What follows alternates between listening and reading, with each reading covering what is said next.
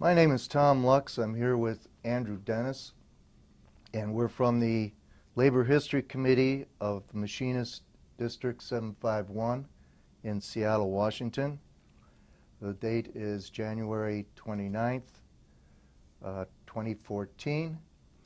And today we're going to be talking to Ken Lonn, who's a retiree from Boeing. And anyway, Ken, how are you doing today? Oh, just fine. Good. Why don't we start from the beginning? Where did you Okay. grow up, and tell us a little bit about your family?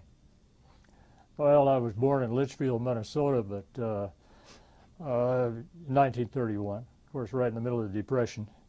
And, you know, all I know about it, my parents talked about it, but of course they were trying to make it go, and my father had perforated stomach ulcer, which he pretty near died, and of course he smoked all his life, but he was so far gone they let him smoke in the hospital. At any rate, he got recovered enough, but he'd been working, and we're talking about wages, he'd been working a 7-day week in a 24-hour gas station towing outfit for $12 a week. Anyway, they got a chance to come to the state of Washington with my mother's sister and her husband in the rumble seat of their car, and me with them, in 1934. And from then on, you know, my father worked in garages, and he worked here and there, and he had a welding shop, and of course I grew up in Colfax, Washington. And, you know, people talk about working and they're afraid of child labor. You know, I worked on it as a section hand for the Great Northern Railroad when I was 16, between my junior and senior year in high school. And, you know, you worked on farms, and you know, I think we got 82 cents an hour working for the Great Northern on a 10-hour shift. And, but it was good money. And it was better than working on a farm. And anyway, when I got out of high school in '49, I went to the Marine Corps, and at any rate, that's another story. But anyway, I ended up with my mother and father and a brother and a sister. But my brother and sister were both a lot younger than I was. Okay, so it sounds like your dad had pretty much non-union smaller jobs? I don't think there was a union in Whitman County. Okay, that's what I'm asking. I don't think that there was, you know, not that I ever heard of. Mm-hmm. Even on the railroad, we weren't union. And he worked on the powerhouse at Washington State College when they first built the powerhouse, and whether you had to be in the union then or in some other places, but you know, you did whatever you had to do to get a job. Right. You know, that's. But at any rate, then he had a welding shop and a machine shop.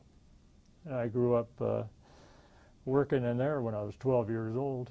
You know, you got a hold of a Milwaukee 3/4-inch drill, drilling 5/8 holes in a steel plate. And you learned you better hold on tight, you know, even at 12 years old.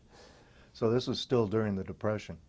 Well, or just after? Yeah, and right after, when right. The Second World War started. Yeah. So at some point, I don't know when, you became a miner. Tell us a little bit about that. Well, I went along, and my father had died, and I took over the business, and I mean, I'm struggling with this and looking at working 7 days a week, and I'd been interested in art, and while I was in the welding shop, I used the tools I had at hand, which was welding, and I'd started to sculpture, and I'd gotten some work, and so at any rate, I transitioned out of this working for the bank, the telephone company, the power company, you know, and I started in the other business, and I was working along with that and doing like Western art and so on. And as I did Western art and that type of thing, and I did, I did a skier for bank down in Sun Valley, and then I did a ski jumper at Tahoe, and I did a big Indian sculpture in Spokane. And but as I worked on the Westerns, I realized, the West wasn't settled by the cowboys or farmers. It was settled by the miners. And I got interested in mining sculpture. And then I started thinking of, I was on a kind of a vacation up in Lolo Pass, and there was a man there, and he happened to be from, he was from the Bunker Hill Company. We were talking. I said, it'd be interesting to know about miners, Well, he said, stop by sometime. We'll arrange to have you go in the mine. Well, I didn't think any more about it. And then I was in an art show in Coeur d'Alene, and I happened to meet an executive from the Hecla Company, Hecla Mining. And I was talking to him. He says, well, come on up. We'll arrange. You told me when, and to go underground at the Lucky Friday. Well, I didn't know how the system worked, so I go up there on the day that he told me. Well, I was too late, because you go underground at a certain time. That's the way the shift goes. Then, from then on, it's mainly haulage and so on. They can't, they're not going to run tourists through there. Well, anyway, they arranged. They said, well, come back on this other day. Well, on the way back, I thought about the man I'd met at the bunker, from the bunker. So I stopped to see him.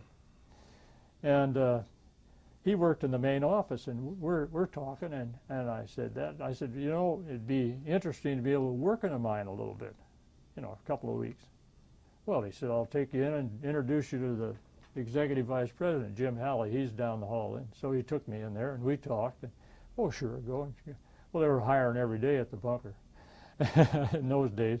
So they told me where to go, and I ended up going to work at the Bunker Hill as an underground mechanic, but you had to go through the whole system.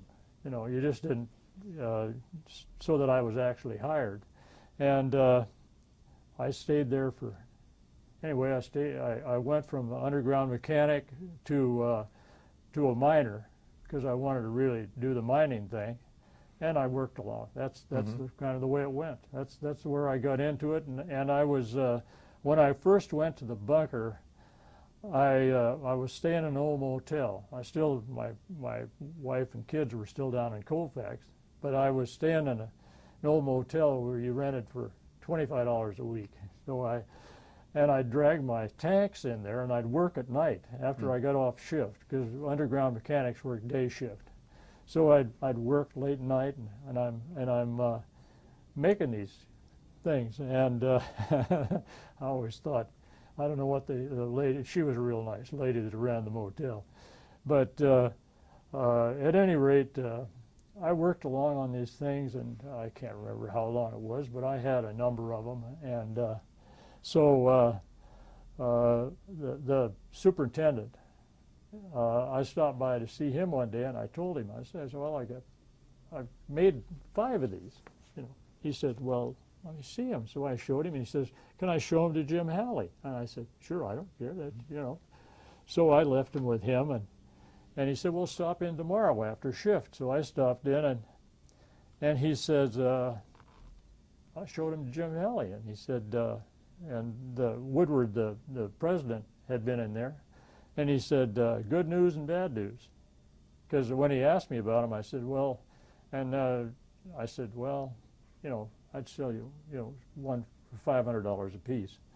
And those are in the days when silver was about $2. And days pay at the bunker for a grade 7 was, I think we got it raised to $4.20. Good money in those days. But he says, good news and bad news.